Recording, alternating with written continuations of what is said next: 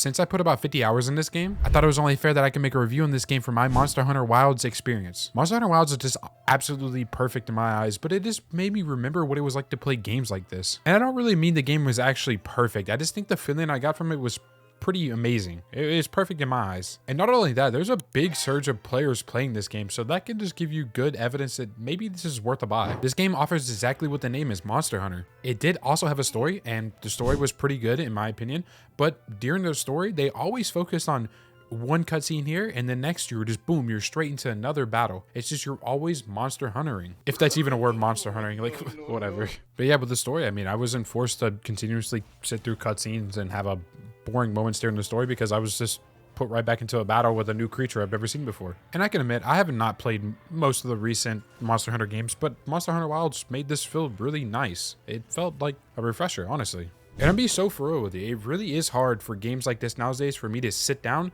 and play 50 hours and beat the game all the way through and continuously play afterwards. It's crazy for a game to be like that nowadays. I mean, games kind of are short-lived. This is a little disclaimer for anyone watching the video. I'm going to be showing clips from cutscenes. If you don't like that, I'm sorry. Just, I didn't want to spoil too much for you guys. Let's talk about things Monster Hunter Wilds did right. Is this game it's pretty accessible. It's pretty easy, but also difficult and challenging at times. And I won't lie, this is really nice for me. I mean, I enjoyed it. Have a little bit of a challenge, but not be super difficult to drive people away from playing the game. Another thing they did really well is the interactions with the monsters and the environment. It's really nice. I mean, there's plenty of things you can do, and the monster interactions are pretty dope. I won't lie. For one of the holy grails in this game, I will say that the classes, you can make so many classes. There's so many weapons, where there's 14 weapons you can go through. Of course, I played one of the most basic long swords, but you know, that's whatever. I'll be damned if I couldn't do really cool things with a long sword. And you know, it was pretty strong and overpowered. But yeah, all the crazy mechanics you can do with the 14 different weapons and fighting monsters, it's dope. I mean, you have a playstyle for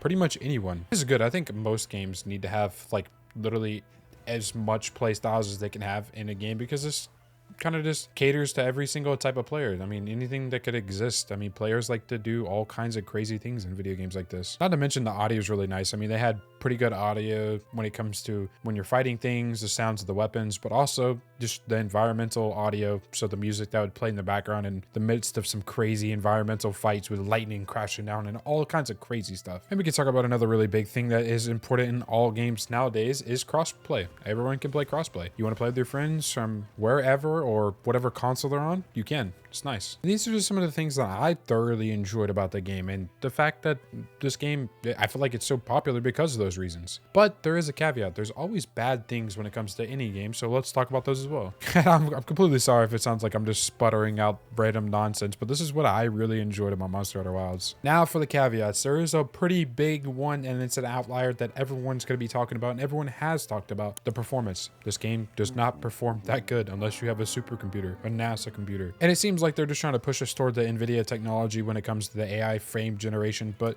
it's just not, we're not at that point yet. It's not a viable option to play video games. I mean, everyone should just have normal default settings, should be able to run on a normal basic computer, aka a lower end computer. Not to mention, like, every feature when it comes to the graphical things, there's plenty of bugs. I mean, I've gotten so many visual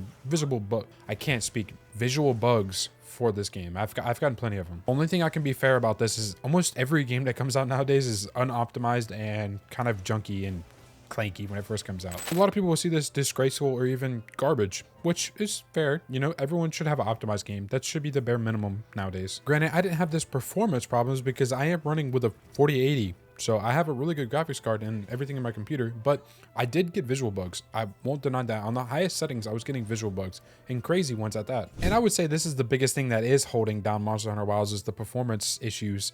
But as you can see, there's plenty of people enjoying and playing this game. I mean, we had a peak of 1.3 million players at one time. It's crazy. And you know, another thing that I would say is a pretty big caveat or a big problem is that most of these games like this, when you start getting near the end game, it's just the replayability is pretty low. You're just doing the same thing over and over again and trying to optimize it and be the most efficient of what you're doing, which is cool, but it just becomes boring at some point. And then the players kind of slowly, gradually just fall off. With all this said, if you can look past the performance issues and maybe needing a supercomputer for this, and maybe you do get tired of games where you continuously do the same thing over and over again, but if you don't, and you enjoy games that is semi-story driven, but you're a monster hunter. You're continuously doing that. Like I said, you're always thrown in the loop, always fighting monsters. It's a little cutscene, go fight monsters. Little cutscene, go fight some more monsters. I thoroughly enjoyed this game. I mean, it was great. It was my opinion, one of the best games I've played to start out 2025. But with that being said, I do believe this is a purchase. I mean, if you're looking to play a Monster Hunter game, you played Monster Hunter games before, this is a purchase in my eyes. I feel like in this instance of this game, the good outweighs the bad pretty heavily.